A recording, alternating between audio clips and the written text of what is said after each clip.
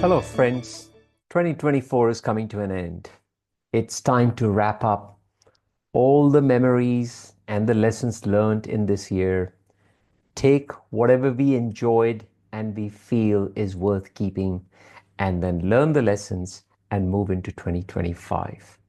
I've recorded this video with the specific purpose to share some of my own insights on lessons learned during 2024 and how we can take this information to create what I call a fulfilled life. Please allow me to share my screen with you such that I'm able to relay this in a much better way. I also want to take an opportunity to give credits to two people whose details I'll share with you during this video. But before I do that, I want to just mention something. Every time we come to the end of a year, we say the same thing. This year flew by so fast. We always say that, oh my God, it's already the end of the year. But the funny thing is that we say this every year in the past that has gone by. We said this last year. We said it the year before that. I think we just lose memory of the fact that time is the only asset that we are not gaining back. This is the only resource which we cannot find again. So why don't we use this year, the wrap up of this year, as an opportunity to catapult us in a way that we live every day in the most fulfilling manner. So please allow me to share this little insights, I should say, a video that I've created on insights. Now, for those of you who don't know me, my name is Dr. Arun Dhir. I'm a professor of surgery and also a passionate educator. And I truly believe that the mind and the body, the health of the mind and the body goes hand in hand together, which is where I truly believe that education, information, when it is delivered with passion and energy, has the ability to create transformation. Keeping that in mind, I want to give credits to two people in this video. The first is a lady by the name of Florence Scovel Shinn.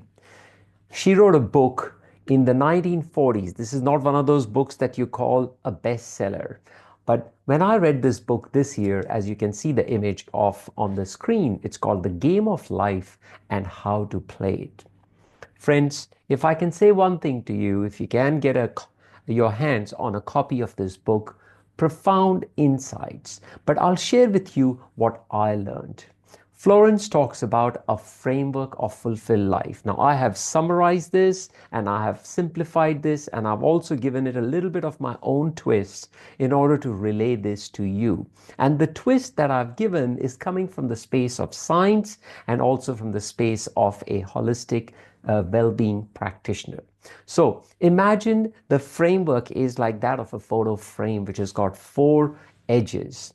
Now, in the middle is you. It's your life that we are talking about. And it has got these four edges without which the frame is not complete. The first one is created by, the first edge of the frame is created by your health.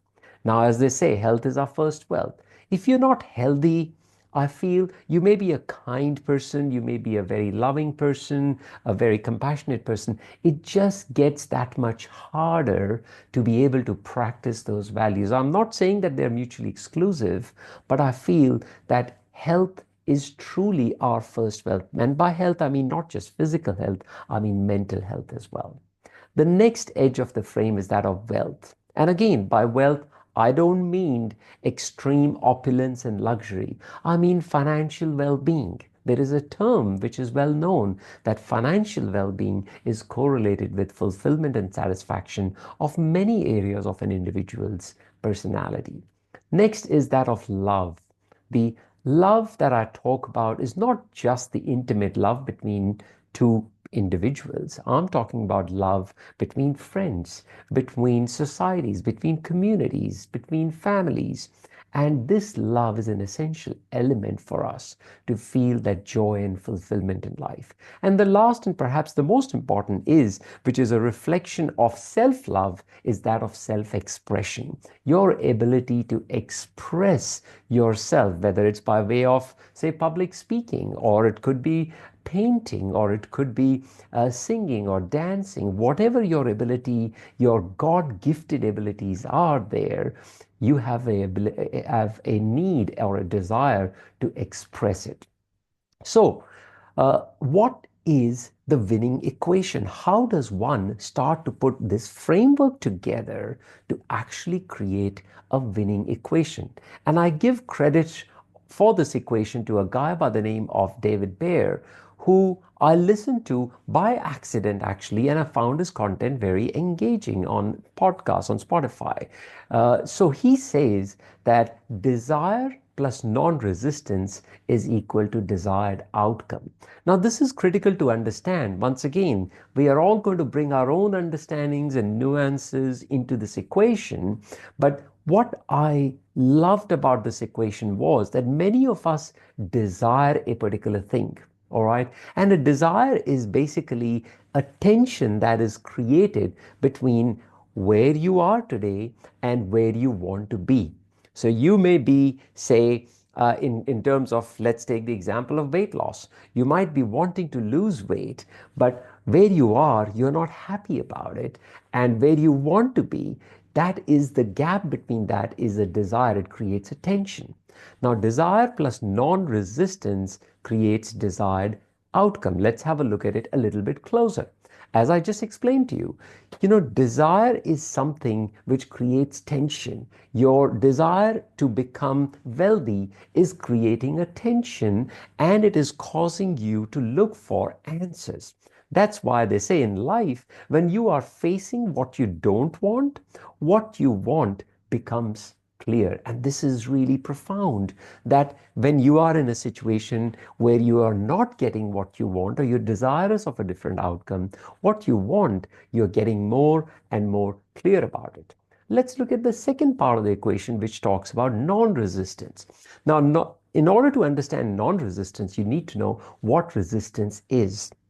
In terms of physics, in terms of laws of electricity and physics, we know that resistance means when there is a blockage to the flow, whether it is the flow of water, flow of electric current, whatever it may be, that blockage is called resistance. Now, what happens when we translate that knowledge into human beings? Now, human beings are a little bit more complex than just water flowing in a pipe or in a current, but here's where it gets interesting.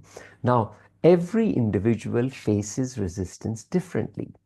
Some people face it as friction between two individuals, or it could be stress, worry, fretting, grinding, pushing, or very importantly, sometimes it manifests as even anger, frustration at somebody else outside, or frustration at your own self, which leads to anxiety and depression. So these are forms of resistance. But here is the most important thing. Your body tells you what you are feeling. You just need to listen to what your body is telling you.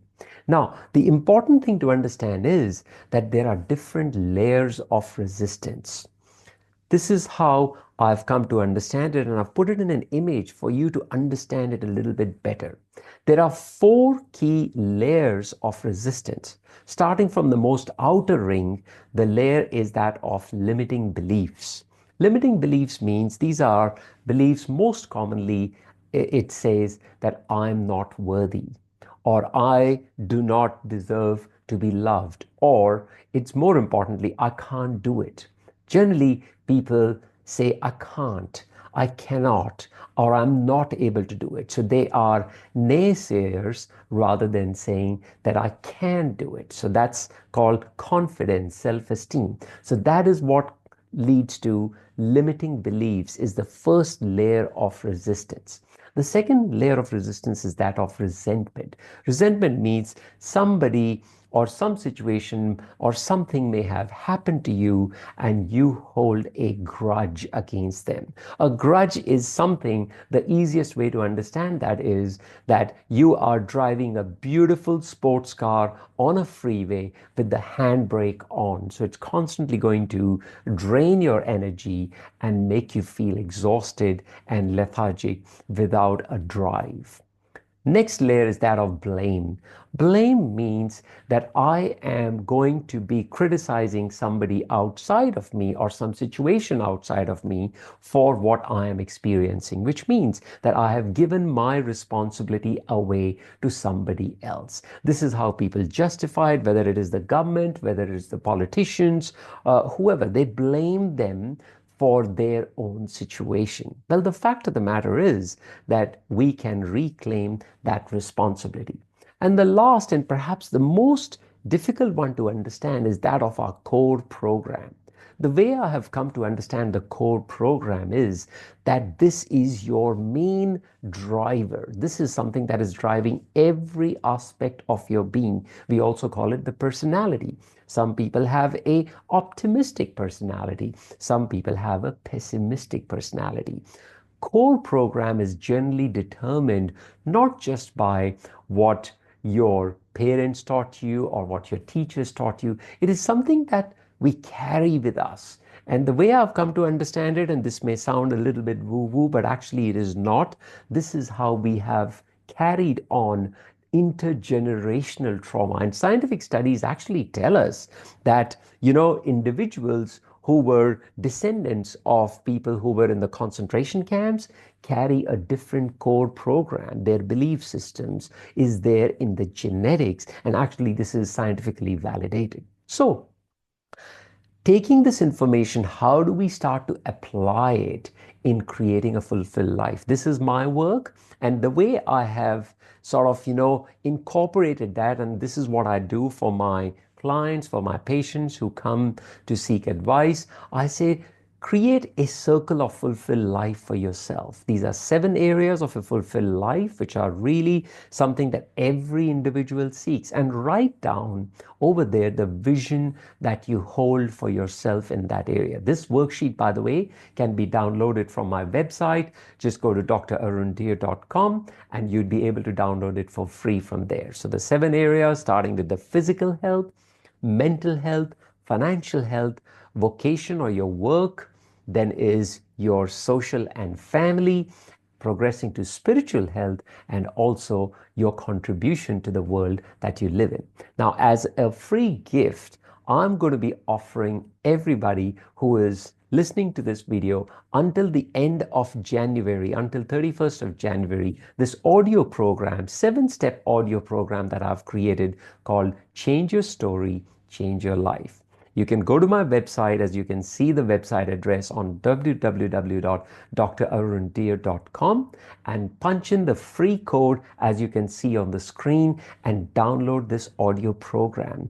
What this will do is it will start to change your belief systems. It will start to get you to ask deeper questions to get to your core program. Because the most essential thing is, friends, that if we do not have the ability to get to our core program, we will constantly be repeating the same story over and over again.